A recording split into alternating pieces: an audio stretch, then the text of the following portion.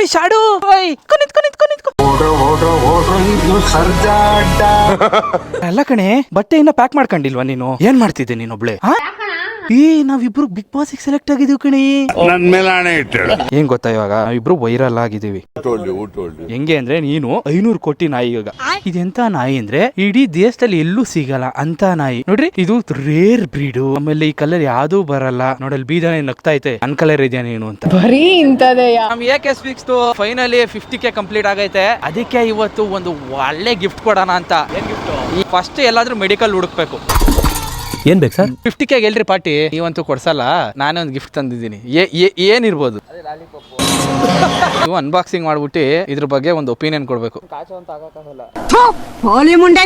ಎಲ್ಲ ಇದನ್ನ ನೋಡ್ರಿ. ಏನು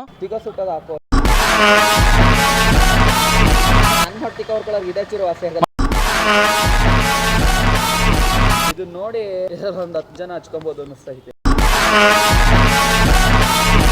ಏನ ನಿಮ್ಮನ್ನ ಬೆಳೆಸ್ತೆ, ನಾನ್ ಬೆಳೆಸ್ತೆ ಇವೆಲ್ಲ ಅಂತಾರಲ್ಲ, ಏನ್ ಹೇಳಕ್ ಇಷ್ಟಪಡ್ತೀರಿ ಅವ್ರಿಗೆಲ್ಲ? ನನ್ನನ್ನ ಬೆಳೆಸಿದಲ್ಲ ಕಣ, ಬೆಳೆದಿದ್ ನಾನು.